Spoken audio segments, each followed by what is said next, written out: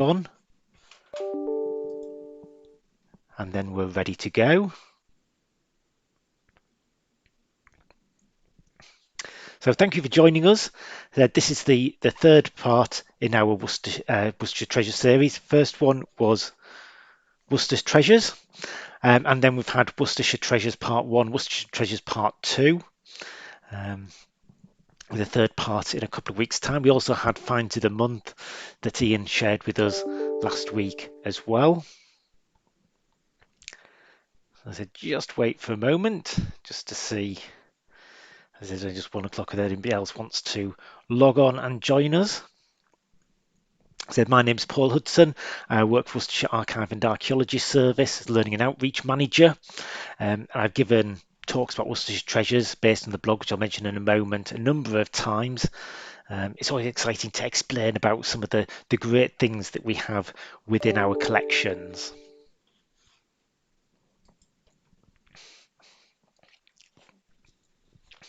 I said we aim to just keep it to about 20-25 minutes so that at lunchtime with a cup of tea you can log in and watch us and find out what we're doing before getting back to the rest of your day, whether you're working and getting back to work or whether you're just at home.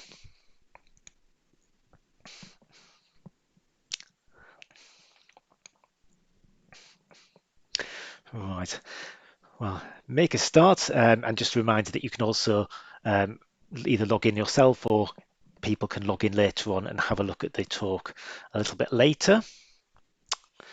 Right, so I said welcome to Worcestershire Treasures, Part 2. So we're Worcestershire Archive and Archaeology Service, and therefore we've got all sorts of different parts of the service, as mentioned before. The archives with the local studies library, and within the archaeology service we have the field section who go out and dig and then do all the post-excavation work, the curatorial staff who are working with the planning service, working on planning, and the historic environment record, a massive database with 80,000 entries on all sorts of things about the historic past. And so it's quite a diverse service covering these aspects. And from there, when we came together back in 2012, it was thought, oh, we could do a really good series about Worcestershire treasures, leaving it open to people how we defined that from different parts of the service. And so that ran for a year. Over 50 suggestions came in. I said, defined quite widely. There's only a tiny bit of gold or silver. Most of these are not, most of them potentially you might not regard as treasures, but we would, because these are the sort of things that help tell us about the past. And often they are related to people's specialisms or what they're working on. So hence we get a nice wide variety. One of the great things that we didn't realise was it does tie in with some of our own history, because in our early days, when the Archaeology Service was first being established, as a precursor to the Sites and Monuments Record, now the Historic Environment Record, a booklet was published called Worcestershire Countryside Treasures, in which all sorts of key sites in the county were put in, and that's been dwarfed now. There's about 80,000 records in the HER, but that was one of the starts. And that idea of the treasures, this is treasures of the past. So today we have about 5 different ones that we're going to be talking about. And these ones, yes, selected by different members of staff, and starting off with some unusual seals. Now we have lots of seals within our collections, mostly from the medieval period. We actually have 1 or 2 people who come in and particularly study these and going through categorizing them. Now the member of staff who nominated these was going through them and is going through the over 1,000 items within this particular collection, the Clarendon collection. And actually 2 really stood out because they're a little bit unusual, also because she started glancing at the document itself. It's about renting a burgage plot in Leinster in 1391. Now, it's Leinster, it is Herefordshire, but with a lot of our collections, they do cross over boundaries because people owned land in more than one county. A burgage plot on the where people would trade and live, and somebody's renting these, and these ones stand out partly because of the names and partly who they are and what's symbolized.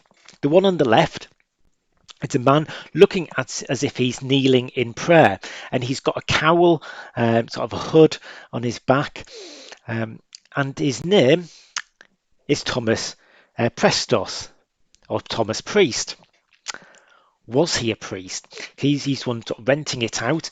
Now we don't know, because several of these, with names that are fairly descriptive, they can be just nicknames. So he might not be a priest. That might have been a bit of a nickname that he acquired in some sort of way, or his family might have acquired, or he may well have been a priest. It may have been an actual reflection. But either way, he has a seal with a priest kneeling in prayer. One of the other reasons that seals do appeal is because they can be quite comparatively rare, because they are very open to deterioration. They're made out of wax, and so it's not unusual that they're not in the best condition. So the Thomas Priest one's in great condition comparatively. The next one isn't so much, and we have somebody with in the top right hand corner of it has got a hawk on her hand, on her gloved hand, and it is a female. It's a dress. And this is the seal of Joan, wife of Bartholomew. So again, this is quite unusual in having a female person who is renting a burgage plot. That is not very common. It could be linked to the fact that the Black Death had only been a short while earlier, and certainly after that there was an increase in women who were running businesses, owning land, as many men had died, and many women found that they had sometimes more opportunities. Sadly, we don't know much more about these people. There's very little that we can discover unless we did a huge amount of work researching these. So all we know is that this Joan, this wife of Bartholomew, rented land from Thomas Priest. Said the hawk being on this was a symbol of aristocracy and wealth. So probably she was a woman of means.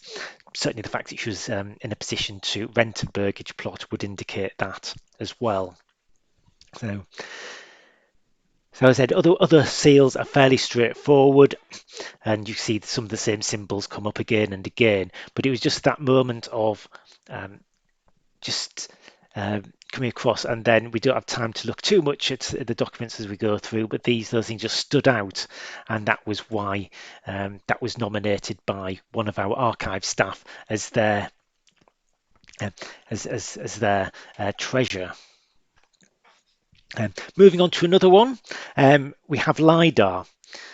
Now, nowadays, lots of people, if you know anything about archaeology or historical research, may have heard of this. Light detection and ranging, it stands for.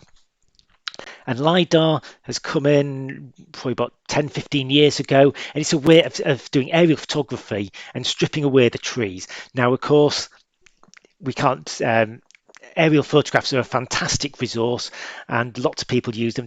They are really important in archaeology in working out what might have been on a particular site and where excavation might be needed, as to where to dig, what could be found. But the difficulty is where there's trees, because you can't see below the trees. But this technique, where you bounce laser beams down off the ground and it comes up, and with the magic of technology, you can strip away the trees without going to the expense of chopping down an entire forest, which would also be an extremely environmentally unfriendly and a wildlife crime as well. But it allows us to get that information. So this was nominated partly as a resource, because it's an amazing resource that we've got now, a treasure that tells us so much, and also helping show about the actual landscape below the parts of the county that were under tree cover, which is quite a bit. For instance, the Wyre Forest. This is just one example, a 17th century mining site. at Cliffwood and to the south of Pound Green in the Wyre Forest. Now this is an aerial photograph, and the red bit is that site that we saw just earlier, and on the aerial photograph all we can see is trees, so we can't really tell much from that. But with the magic of LiDAR, we can strip the trees away without cutting the trees down, and suddenly we have all these little pits. This is the start of coal mining in this area, of taking up to a next level, but just before the Industrial Revolution. In 1613, mines were leased to John Slancy and Percy Willoughby. That continued until 1625, so it was relatively a short period of time, but still very significant in the history of the Wyre Forest. And although we know that that was going on the ground, even on the ground, if you're going over it, you can't see much. So the LiDAR enables us to know far more about what was happening in that area, see beneath the trees, and suddenly identify all these features and see trackways and things like that. Just moving on to Wassellwood near Trimpley, giving another example showing an Iron Age enclosure. Again, looking at the aerial photograph, there's lots of trees and you can't really see much underneath. But by stripping them away, you can suddenly see the Iron Age enclosure. You can see the ditches. And it's far more easily than you would otherwise. And even on the ground, you might struggle to see and work out the size and the dimensions. And in a project that we did several years ago, Grow with Wire, volunteers went out with this information, hundreds of sites that we'd identified from LiDAR, and they went out to check them out. What can be seen? What are there? And to record them to be added onto the historic confinement record. I said even some of them you might not have fully realised in the flesh if you were walking over them, because it was so hard to see with brambles and trees and all sorts of things covering them. But by working out with the LiDAR, you could work out far more and add that to the HR so we can understand that landscape far better. And then we've got this information linked to the HR, and people come in asking to see some of this information, and our archaeologists also use it extensively as well. And just moving to a site in Redditch, a tree cover relatively recent, because in here, as well as a Roman camp, there's a quarry. There's also ridge and furrow, which is the bumpy, wavy lines in the landscape from when we had the old ploughing system, the big fields where people would have strips, and the ridge and furrow, gradually it's going out as people are ploughing it in certain places. Many places it's still there, and you might have sheep grazing, for instance. Here, trees have grown up over it, but underneath, the ridge and furrow is still there, so we can see that. Moving back onto archives, and another suggestion that was put forward was for a court roll from the reign of Richard III. That was partly chosen because it was around about the time when Richard III's body was discovered in Leicester, and people were saying, what have we got about Richard III? I said, well, very little. He didn't reign for very long, so royal documents we have very few. However, we have documents from that particular period, and these include court documents. Now, the manorial court would meet every few weeks, and they would be running the local land, and a lot of it was the day-to-day going on of little crimes, misdemeanors, how was the land going to be run, particularly in the strip farming system where everybody had to cooperate. And we can see the minutiae of the detail of everyday life, which the archivist who nominated said, loved that fact that the people who are mentioned, the individuals who are spoken about. So there were a number of people in here, and just to give examples that these are just the sort of things that were repeated on any of these documents, but it just gives that insight. Thomas Forster took 2 wedges of iron from Thomas Herdman, and Joan Forster took rye and malt from the house of Thomas Pensham. So it's the various crimes, police, of course, were being sorted out, thefts and things like that. Thomas Salter and Thomas Lee assaulted one another and both were fined by the court. Thomas Pears had recently died, and Joan, his widow, after paying a heriot, which was a tax payable when somebody renting land died, you paid the heriot and then somebody else could inherit it. And then they paid the heriot, they swore fealty to the lord of the manor, and then they're able to claim the property for the remainder of her life. Although by the time of the court case, to confirm this, she had remarried a Richard Thomas who paid 10 shillings for a license to marry her. Quite often people would have to pay a sum of money to get married for permission, and he then would share in her property that she'd recently claimed. So it's this sort of thing about everyday life, and it's the people that mentioned it's the things that are going on day by day. So although it came to light partly because Veal said, "What have you got about Richard III?" Because obviously he's a well-known historical figure. A lot of our records about the ordinary people, the yous and the me's, and what was going on with their lives, and these little things about how that when you're living in a community and having to work together, of making sure that everybody worked together for the common good. Going back to archaeology, and we have nominated these Mesolithic flints. The Mesolithic period is the middle Stone Age, which runs about 8.5 to 5,500 years ago. So it's after the Ice Age. Britain starts to be cut off from mainland Europe as sea levels rise. Woodland after the Ice Age starts to build up, and the tiny population in this country, they are mainly hunter-gatherers. They're moving around the areas, maybe following herds, harvesting different wild crops. They weren't farming as yet. That was the Neolithic. That was the next step. But they were going around utilizing everything that nature could provide. And this was an amazing assemblage, 60 pieces of flint, which was dwarfed by the 1,500 pieces of Roman pottery that was found for field walking. But Roman pottery is fairly common. It's not unknown.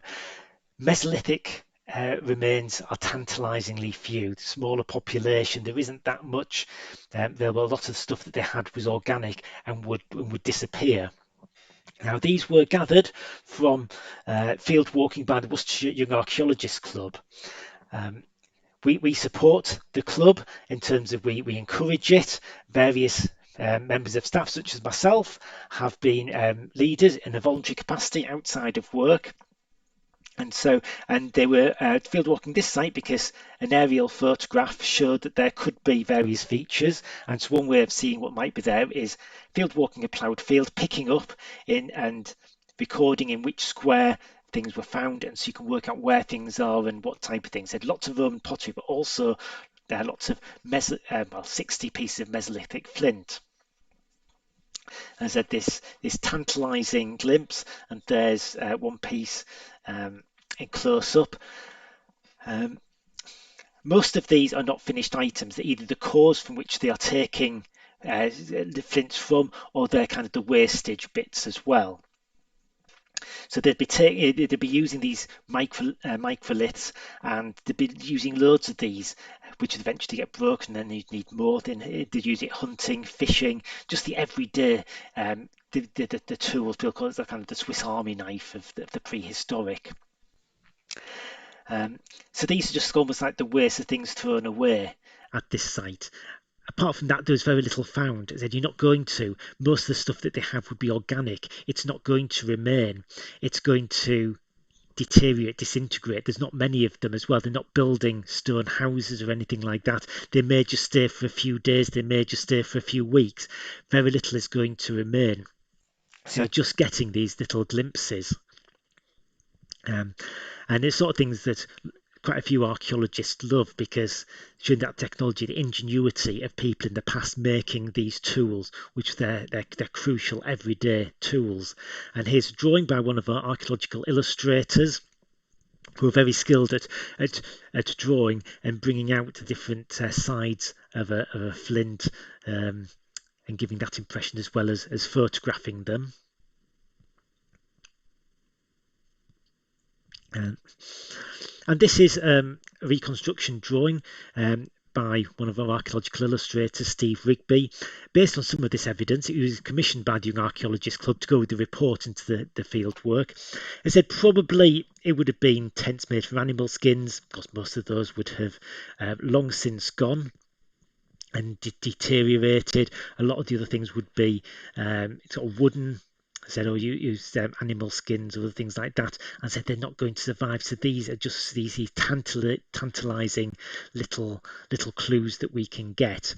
And then Steve would have used evidence from elsewhere in the country as well to make an educated guess as to what it could have been like in Broadway at the time that it started. There's more tree cover now as trees are starting to grow more after the end of the Ice Age.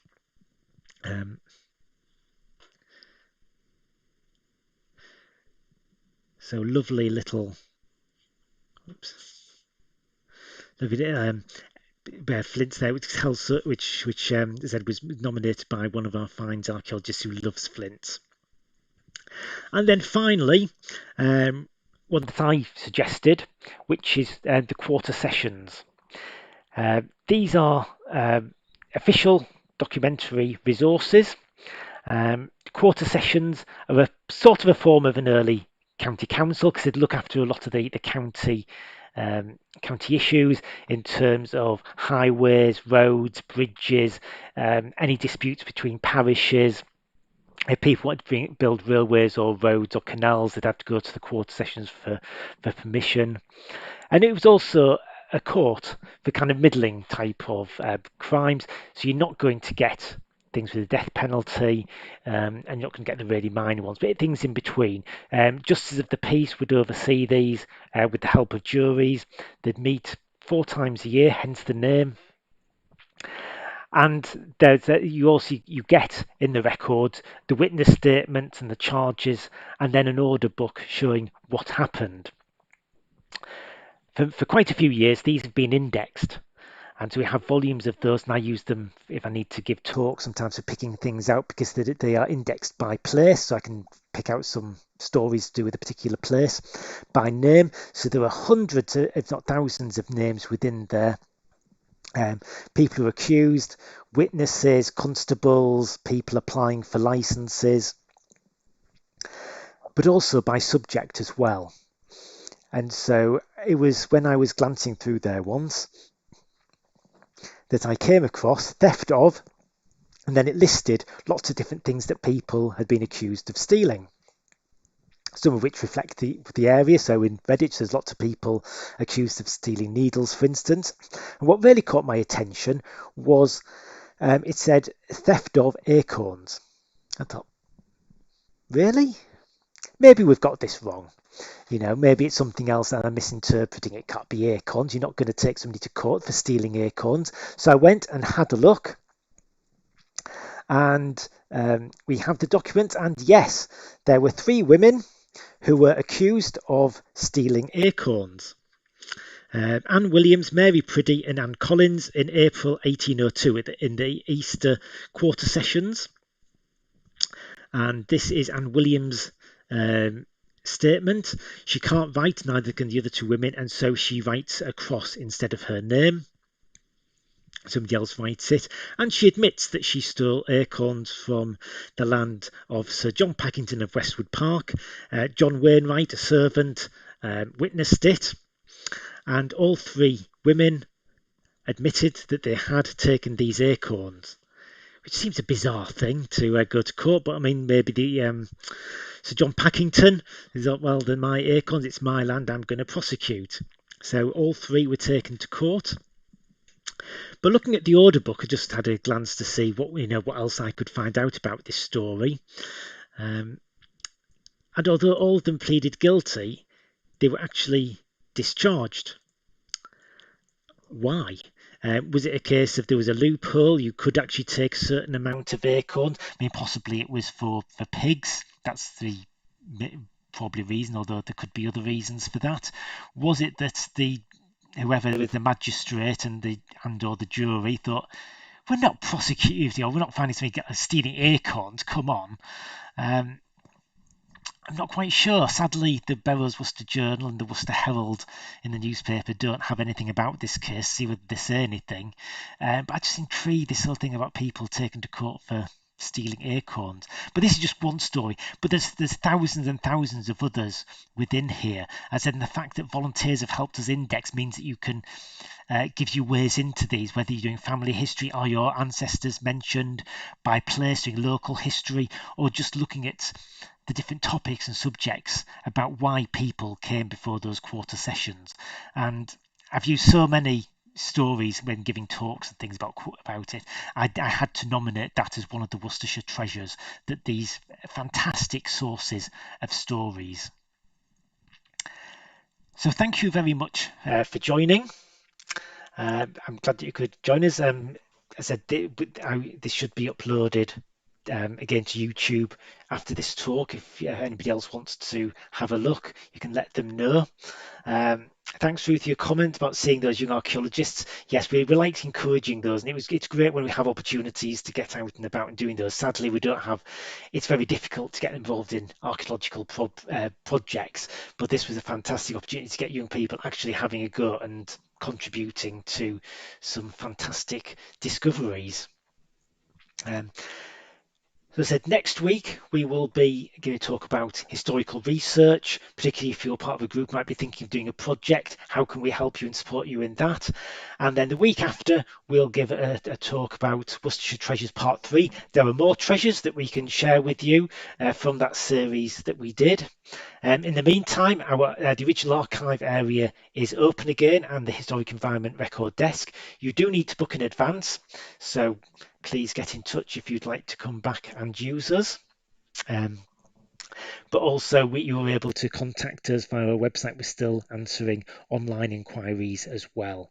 So thank you very much for joining us for this talk on Worcestershire Treasures Part 2, and we hope to see you again sometime for our short lunchtime talks. Thanks. Bye.